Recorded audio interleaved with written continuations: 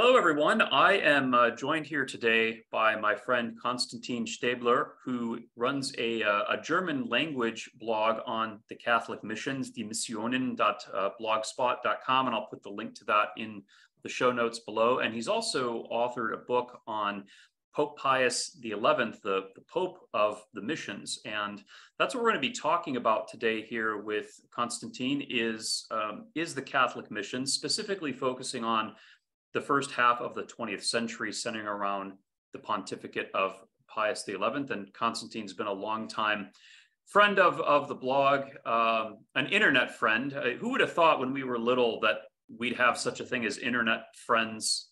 It's a weird world we live in today. Thanks for having me, Philip. And I will add that actually shortly after my conversion to the Catholic faith, I'm not a cradle Catholic. Your blog was one of the first that I read, along with Ryan Grant's blog. So oh, wow, way back, yeah.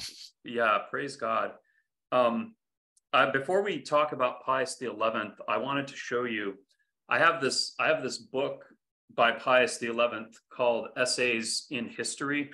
It was actually written before he was Pope. I don't remember where I picked this up, but he used to be before he was Pope. He was, of course, the Archbishop of Milan, where he was the Reverend Monsignor Accelerati, and he was also the librarian of the Ambrosian Library, which is one of the great libraries of Europe. And he wrote this book all about the history of Milan. It's got the patristic history. It talks about Charles Borromeo, and it's just a very he's actually very hard to read. He's very dense when he's writing on his own, and there's just a lot of facts. If he had not have been Pope or a clergyman, I think he might have been known as one of the great historians of the early 20th century. But this is such an interesting book, and I've been reading it right now. So I was really glad that we get to talk about Pius XI, who's one of the great popes of modern times. So did you know about this book? No. I actually haven't read the book, but it sounds interesting. And I think he was probably very well read in world history, and he had a great love for China as well. And I think that's something that we will touch on later on in the interview. Yeah, so obviously the missions are a big part of the church's life, but what was, I guess, how were the missions changing in the early 20th century? What was kind of different about them? I will start off with let's say, the beginning of the modern era. By the time the Americas were evangelized, much of the focus was on the salvation of individual souls. So the salvation of souls was basically the main focus on the missions. And by the early 20th century, we see a shift towards the so-called Plantation Ecclesia, that is erecting a hierarchy, an ecclesiastical hierarchy taken from the peoples of the missions themselves. So while you may have had Spaniards as archbishops and bishops in Latin America for centuries, or the descendants of Spaniards, this new shift by the early 20th century envisioned a native church. So the African church basically governed by Africans, or China governed by Chinese bishops. This is actually not a novelty. It goes back to what Aquinas taught about the ultimate goal of Catholic missionary work. And this is also in line with what Suarez and Cardinal Bellarmine taught on the field of missiology, so the theological discipline of the study of missionary work.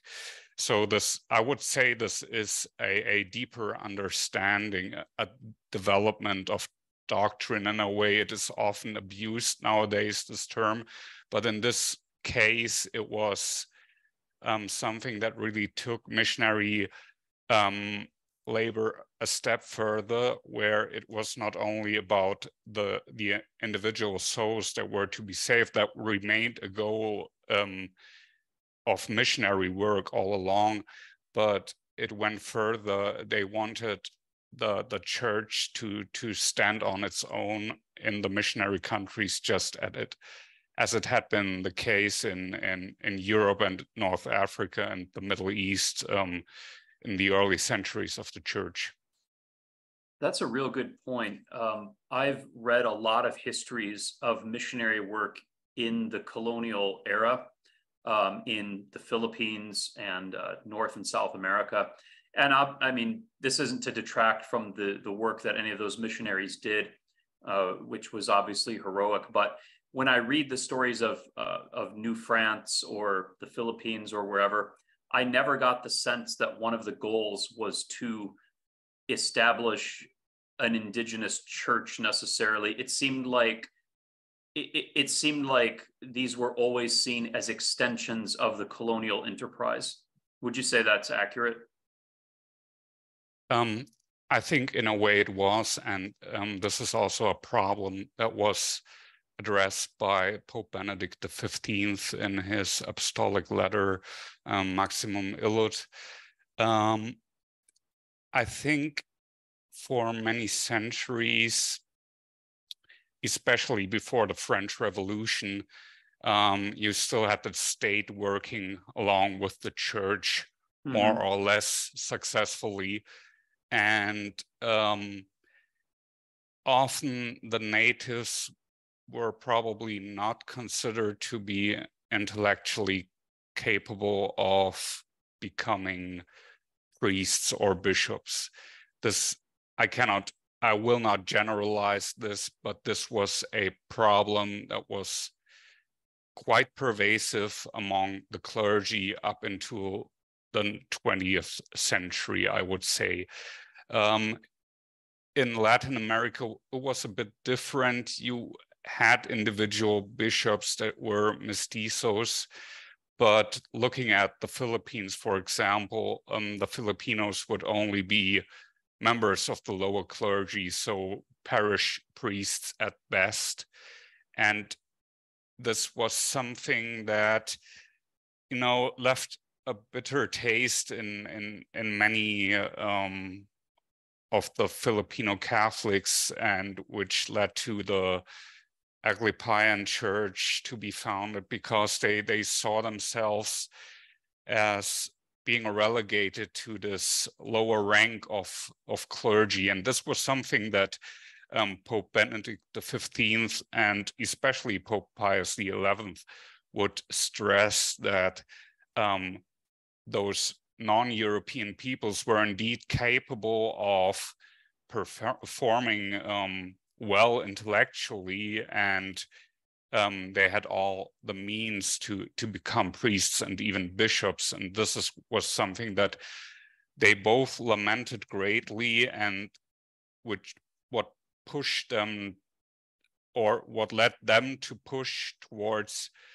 more efforts of forming a native clergy.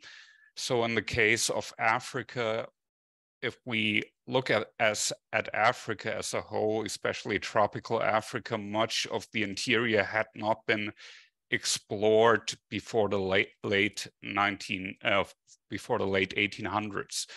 So and by the 1950s, you had the first African bishops. So this is quite a short period of time for peoples that often did not have a written culture at all, or very little in writing, and also no theological or philosophical studies to serve as like the substrate for Catholic theological studies. But again, this is a testimony that all peoples are endowed by God with the gifts to rise to the highest ranks of the Catholic priesthood. Yeah, and in the case of the Philippines, which is probably the one I'm most familiar with, for those of our viewers who don't know what the Aglapayan Church is, I believe this was around the time that the Spaniards lost the Philippines to the United States. Once the Spaniards were no longer there to have the political power behind the Catholic Church, there was a schism among Catholic Filipinos, and the Aglapayans followed this Bishop Aglapay, who formed essentially a national church, broke off from the Catholic Church, and they're still around today. And now they're all, they have women priests and all sorts of stuff now. But in the Philippines, you saw also, when you said relegated to the lower clergy, also not allowed to join the religious orders. They were, especially because the religious orders were, I think, the mechanism. They were the power in the church in the Philippines. And so you find that Filipinos were not admitted to the Franciscans or the Dominicans. And yeah, I think that did lead to that schism. But you're mentioning Benedict XV and Pius XI. Let's talk about these two great early popes of the 20th century. Specifically, what were their vision for the missions, and what concretely did they do to promote that vision? So Benedict XV reign for the first 4 years fell into World War I, which both put a great strain on the church, but at the same time, due to Benedict XV's efforts as a mediator, the church rose in standing, especially among the peoples of East Asia. And he had the arduous task, I would say, of restructuring the missions after World War I, because many, or rather the majority of German and Austrian priests and missionaries were expelled from the missions. So much of the missionary territories had to be restructured. And in late November 1919, he wrote his apostolic letter, Maximum Illud, in which he both addressed the problem of nationalism among missionaries and advocated for more native clergy and the participation of all the Catholic faithful in missionary labor with the means that they had, so prayer and almsgiving in the case of most lay people. But coming back to the topic of both nationalism and native clergy, the problem was, the missionary work would be hampered by animosities that missionaries from enemy nations would have against each other, and this would usually leave very bad impressions on the native population. Actually, this is something that goes back all the way to early missionary context. St. Francis Xavier often speaks about the bad example of the Portuguese in India and so on. So this was something that Benedict XV stressed. He didn't want this plague of nationalism to affect the missionaries, so he called them to order. And at the same time, he stressed the importance of a native clergy because there were a number of issues that would be solved by a native clergy.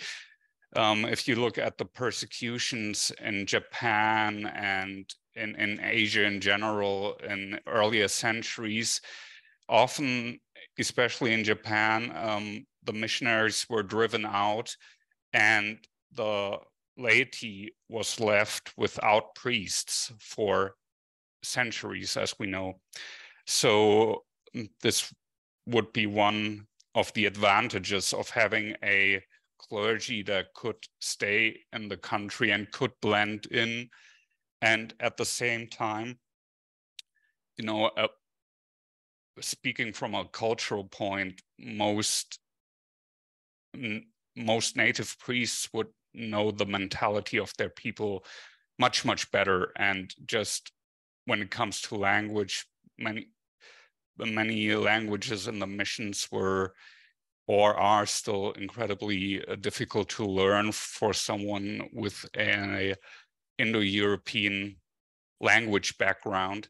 So these were the main advantages of a native clergy. And in the case of China, the rise of nationalism in the missionary countries themselves, because looking back on Chinese history in the 19th century, much of it was influenced by the pressure that European powers exerted on China, and this often led to a kind of xenophobic backlash, which was probably reached its heights during the Boxer Rebellion. Yeah.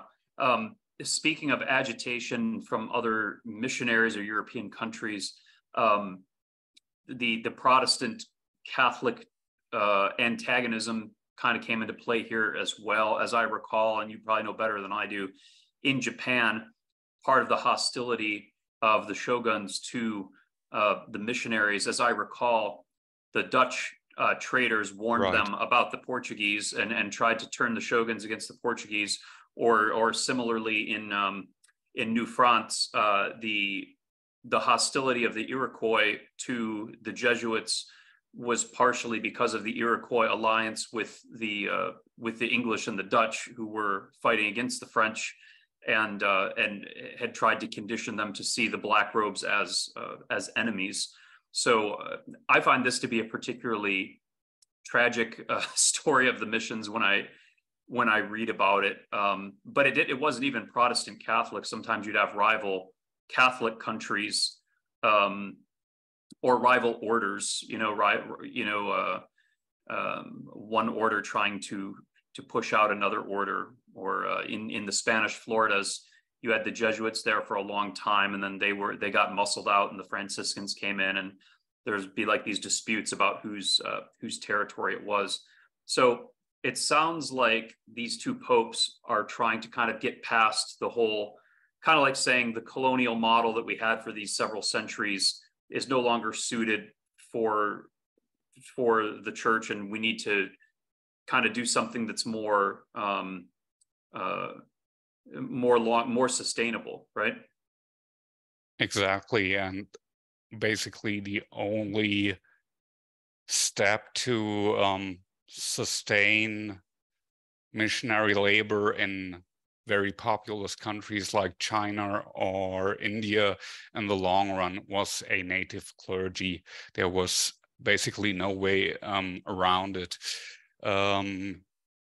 China did have a native clergy for quite some time, actually for centuries. The strange thing is they had only one Catholic bishop, a very good one at that, a Dominican who died at the end of the 17th century. I think his name is Lu Wenzhao. I hope I didn't totally butcher it. So apologies to any Chinese native speakers. And Pius XI, with his great love for China, was the first in almost 250 years to consecrate Chinese bishops in 1926, after he had written his great missionary encyclical Rerum Ecclesia, in which he again stressed the importance of native clergy. He even commanded the missionary superiors to educate native clergy. It was one of their foremost tasks. There was no way around it. He didn't leave any leeway, any wiggle room to get out of this. It's something that he demanded. Also, actually, in the United States, where he demanded more efforts towards African American priests. So, and in this encyclical, he also stated, for the first time, he stated that the goal of missionary work was to erect a native hierarchy as the so to speak, as the perfection of missionary labor, as its final stage. And he personally followed up. He consecrated 6 Chinese bishops in 1926, consecrated the first Japanese bishop in 1927.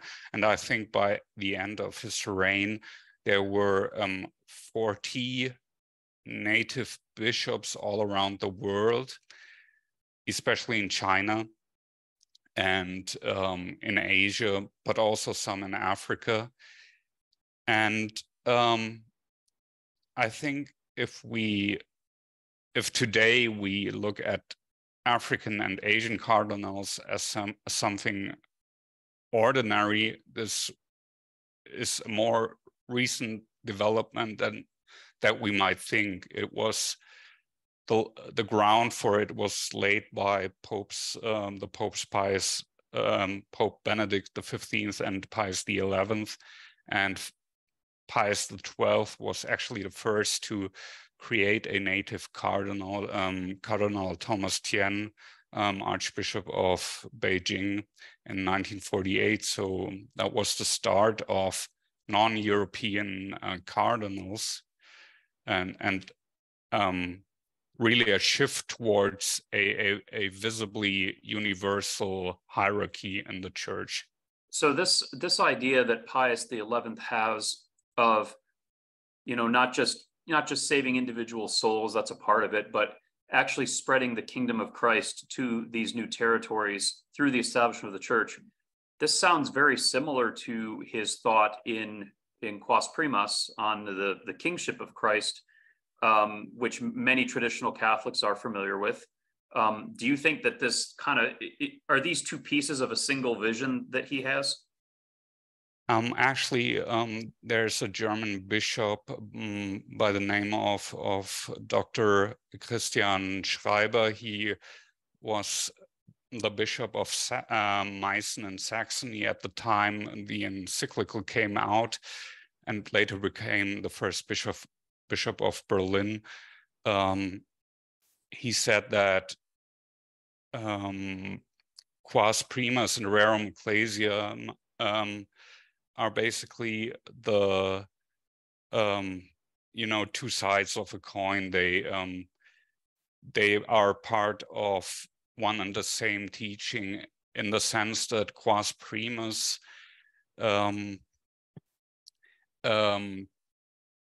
teaches the prerogatives of Christ the King for all peoples to serve and adore him, and Rerum Ecclesia is the call for all Catholics to support the missions and to spread the kingdom of Christ on earth. So why, I don't know, when secular history looks at this as to why there wasn't more native clergy, before this period, the answer is just going to be, oh, well, racism, just, white supremacy. Was that the rationale? Was that why there, we all know that racism was or European supremacy was something that was often taken for granted in the 1800s, in the early 20th century. Was that simply the explanation for the reluctance to ordain native clergy, or is there more to it? There's definitely more to it. I would refrain from going as far as implying that the missionaries were racist in the strict sense of the word, that they looked at the natives as inferiors, because it wouldn't explain their actions. They would leave their homes, their families, go to dangerous places, which would probably lead to their very untimely death. So they loved these peoples, but at the same time they saw that many were not at the same stage of, let's say, human development.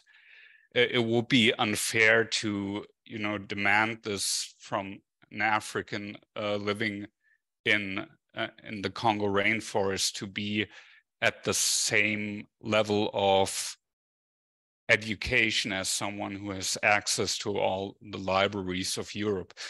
So often it was they saw that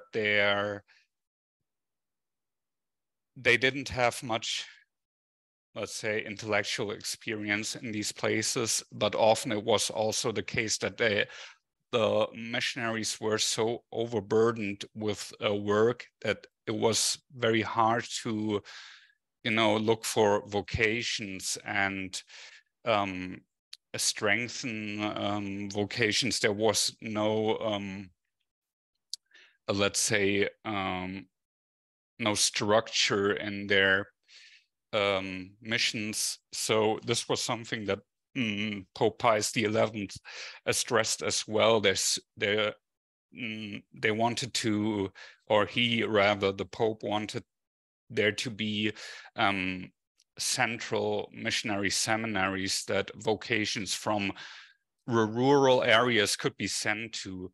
And this was also the case in Korea, where the central seminary was staffed by the missionary Benedictines from my area. Basically, this is only 15 miles away, their archabbey. So they would receive all vocations from the northern and southern parts of Korea, this vast peninsula, and educate them in one place and then send them back to the areas that they came from. So this was something that had to be built as well. Often back in the days, if you take vast territories like Brazil or North America, Canada, the United States as well, but also Mexico, many places were hard to access. It was hard to get professors. You needed clergy to, take care of pastoral work in the first place.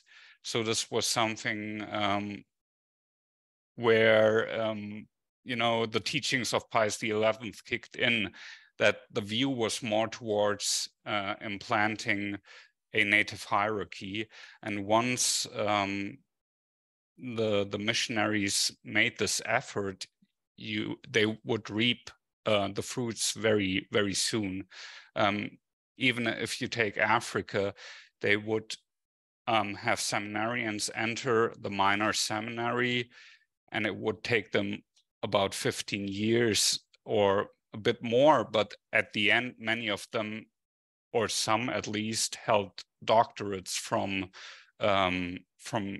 pontifical universities in Rome. So this shows you once the church really focused to make an effort to form a native clergy, it really worked out quite well. It's such a good point you made about there's a gap in just like human development sometimes between these people coming from Europe and then going to places like sub-Saharan Africa or the Philippines or wherever, and that gap in development can't just be crossed too quickly. I'm reminded of in Canada the Jesuits, sometimes even when a native person would ask for baptism, the Jesuits would want demonstration that they were living the Christian life for sometimes 2 years before, unless they were in danger of death. But I heard a stunning story many years ago. I heard a Protestant missionary who was telling a story of his work in Africa, and basically they were trying to convert people as quick as possible, and then promote native pastors as quick as possible, right? And so they had been working in this area, and they had a group of native men who were being trained for ministry, like in this Protestant denomination. And they had gotten far enough in the training that they were talking about like how to manage a congregation, how to manage the church. And this American instructor is telling them about tithing, and one of the guys raised his hand and he says, "We all want to know, do we have to tithe off of what we steal?" and the guy was just like, couldn't believe that they'd gotten that far into being trained for ministry, and somehow that cultural that teaching hadn't sunk in, or there's some native cultures where to steal things from people, it's clever, or it's a mark, like right. If you can steal from your enemy, it's and so that they got all the way up to training for ministry and had to ask, do I have to tithe off of what I steal? He is blown away. And anyhow, he was talking about it as an example of like, you really have to take time for the gospel to like soak in. You can't just rush them right into these leadership positions. Absolutely, yeah. Now Pius XI, he personally founded a missionary seminary, didn't he? Right. He actually, the pontifical, I think nowadays it's called the Pontifical University Urbanum. Back in the day, I think it was called Collegium Urbanum or something like that.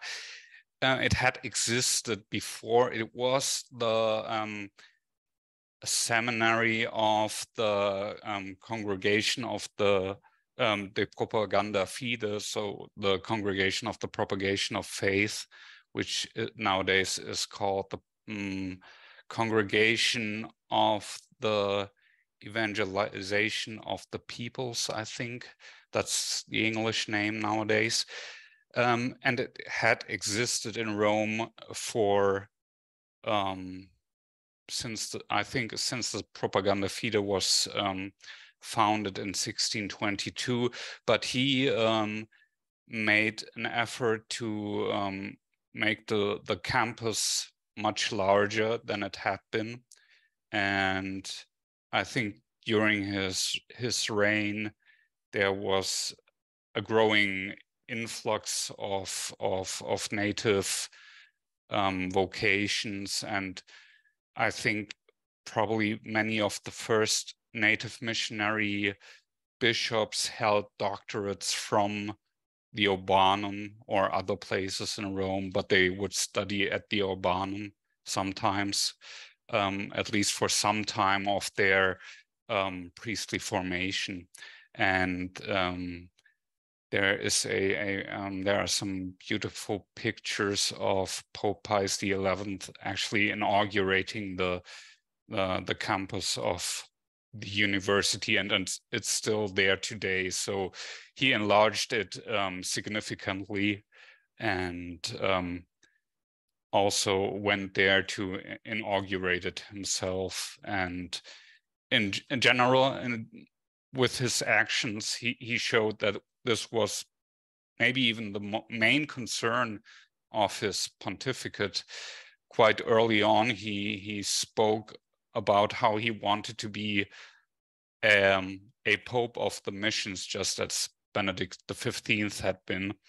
And he held a great missionary exposition in Rome in 1925, which gathered objects from the missions, books, more or less relics of famous missionaries, all in one place, in one museum. And it became a great witness both to the Catholic faith and also to the missionary work of the church. And Pius being I don't know that people today think of him as the Pope of the missions. I think he's very overshadowed by the lead up to World War II. Right. And I think, unfortunately, but obviously this system bore a lot of fruit. You and I have talked privately about how really this period from, after World War I into the 50s was almost like a golden age of the missions, and things were going very well. What were some of the notable areas that you personally maybe think bore significant fruit, some missionary areas that had notable successes? I think what stood out was most likely, on the one hand, China, a country with a really that had a culture that went back for millennia.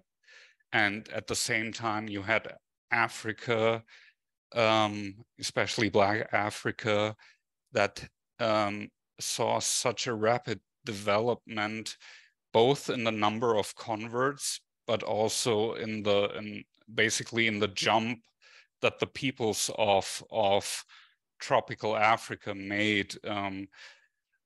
There were the first Black cardinals by the end of the 1950s, I think, and Africa had made a significant growth spurt in a way, but there were also many dangers. Communism in Africa spread due to unfavorable conditions in the colonies at the time. The French, which was often lamented by missiologists, the French would keep the old colonial structures for too long. They didn't let the natives take over soon enough to staff colonial positions within the French government, but at least they would be native representatives. But nonetheless, I think nowadays we can say that Africa was a huge success story. And at the same time, many looked at China and had great hopes for a great development of the church. And there were signs for it during the 1920s. China had become a republic in 1912. And it opened to European thought, but at the same time, it invited much of the materialistic and communist ideas from Europe and from the Soviet Union as well. So this was basically what later on would bring down the missions. The nationalism that was fermented for much of the second half of the 19th century, and also during the 1920s and 1930s. And unfortunately, by the end of the war between China and Japan, the tide turned towards communism, and the church was severely persecuted, as we know, and pushed into basically being an underground church. So these great hopes for a Catholic China are yet to be fulfilled. And just recently, Pope Francis said he hoped that the gospel could be spread freely in China again. And this is, I believe, something that all Catholics should pray for, because as we know, China is becoming the #1 power in the world over the next decades, as things are looking right now. Reading about China during this period, I was reading a biography of Teilhard de Chardin, and I'm not a fan of Teilhard at all. I like watching him the way you like stare at a car accident when you're going by. But I was reading it, and he spent a lot of time in China during this period. And one thing I never realized reading about, because this book talks a lot about the Jesuits in China, and just the degree to which the Japanese overrunning Manchuria and the Japanese takeover of China, even before you even get to communism, that completely, I mean, all the European missionaries, they were exiled, sometimes they were killed, the missions were destroyed. The Japanese completely, so kind of like having to deal with the Japanese fallout from World War II, then the Communist Civil War. It's really sad seeing the way that this whole thing was dismantled. But moving up into the post-war period, we get up to the Second Vatican Council. And as you know, traditional Catholics, we talk endlessly about the effects of the council, pre and post conciliar differences. Were there notable differences when we compare the pre and post conciliar attitudes towards the missions? Or I guess, what are the differences that you notice, if any? I would like to, I think there are two misconceptions among traditionalists. Is that one, Latin America fell away from the Catholic faith after Vatican II, basically, but things had been going quite badly there for decades, or even maybe a century. Basically, with the end of Spanish rule, there were many governments in Latin America that weren't favorable to the church. And what made it even worse was that there was a significant shortage of priests in Latin America, and especially in Brazil. This shortage was taken advantage of by Protestants. And I recently read in a missionary magazine from 1960 that the Brazilian Protestants were basically claiming their birthright. As true Brazilians, they were becoming very self-aware and would demand their position in society. And at the same time, by the 1950s, the number of missionary vocations in Europe actually started to dwindle. People in general weren't too interested in religious life anymore. In religious life, I mean in religious orders or congregations, in entering religious life. And the great orders, or also the missionary congregations, were basically the main motor behind the church's missionary effort. They had all the manpower to staff the missions outside of the native clergy. Most European missionaries were actually religious. So these are, I think, two misconceptions that there weren't great problems before the Vatican II, but I think it's right to say that there was an enormous shift towards, the neglect of the missions after Vatican II. Dialogue became a main focus in everyday church life, but this dialogue, it never seems to have a true objective. So it's, talking for the purpose of talking, just talking with no real goal behind these talks.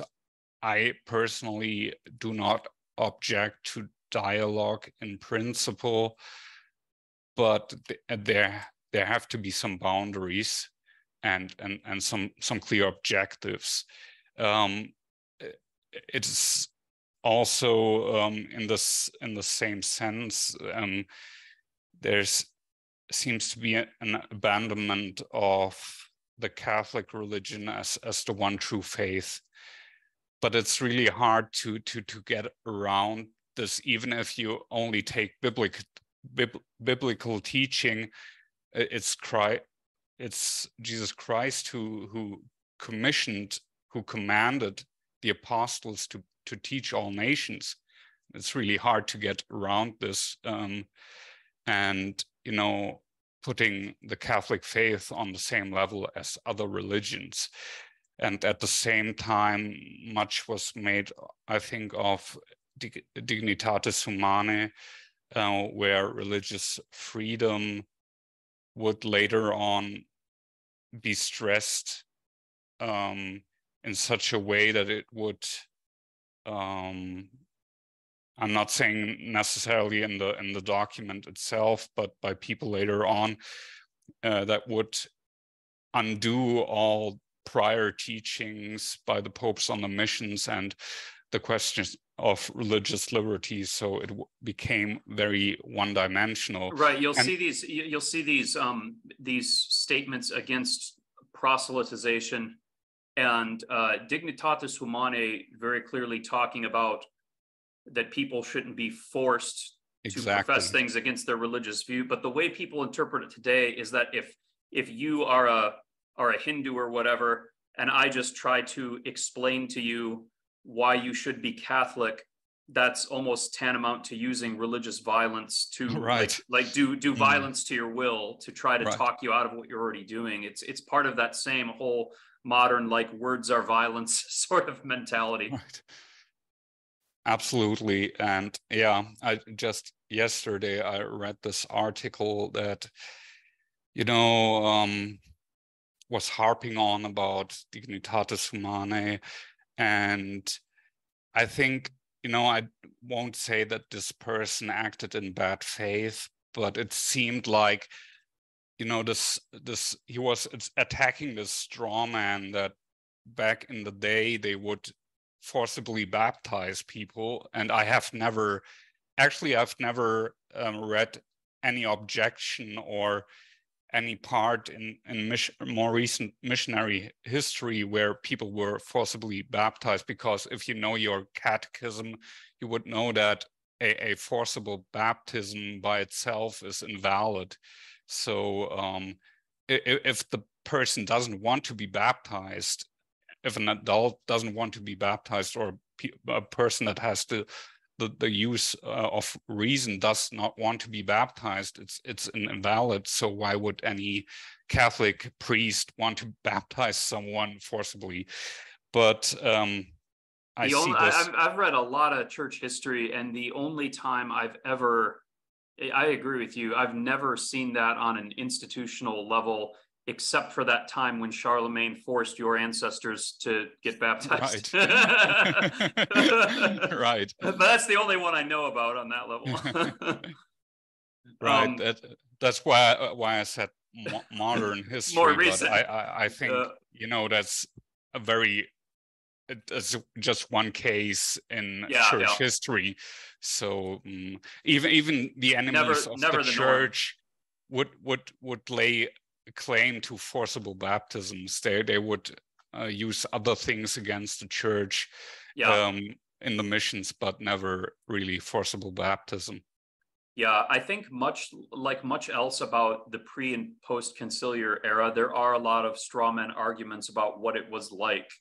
And from what we've talked about today, one of the biggest, I guess, misconceptions, there's this idea that only now, since the council, is the church really global, or is the hierarchy really global or going to the peripheries, as Francis says. But this is something that not only was started way back, at the turn of the 20th century, but was prioritized by these pre-conciliar popes, probably even more so than today, because as you said about dialogue, you get the sense today that there's no plan, like there's no end game to this. But when you look at a man like Pius XI, he had goals of he had objectives that you could, on a piece of paper, mark, okay, we did that, we've done this.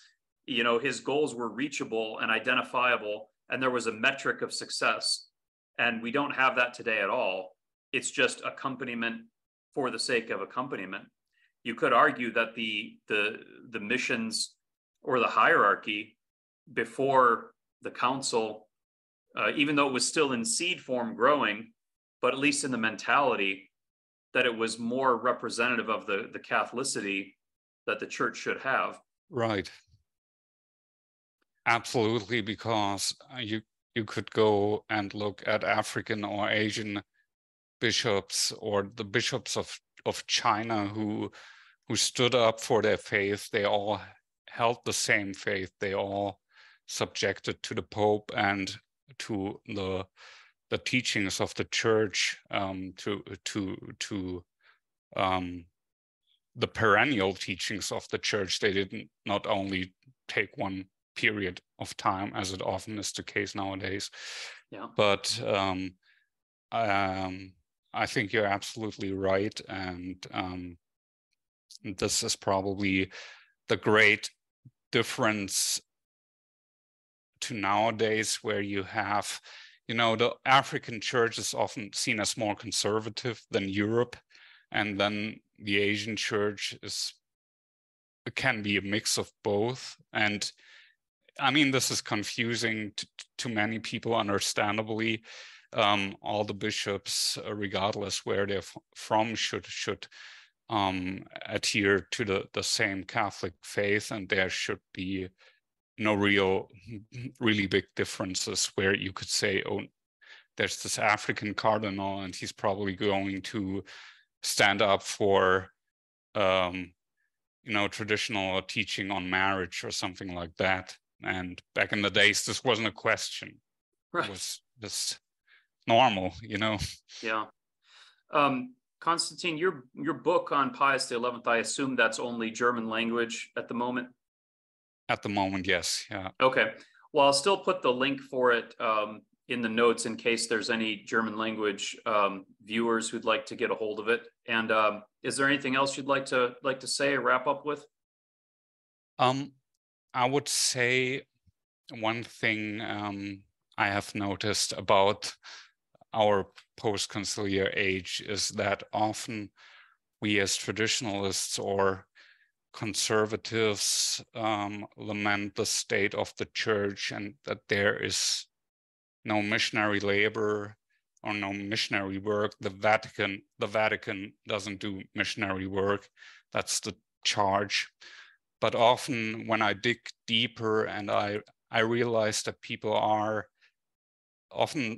who lament this aren't too interested in missionary work themselves. And I think this is Pope Pius XI thought that we are all in some way or another called to make our contribution to the missions, especially if you're a layperson, to pray and to give alms for the missions if possible. and at the same time, you know, interest in the missions, it revitalizes the faith. It brings down great blessings from heaven. And I think this is something that in these times where it often seems so, you know, we are in close to desperation, the crisis in the church doesn't seem to go away anytime soon.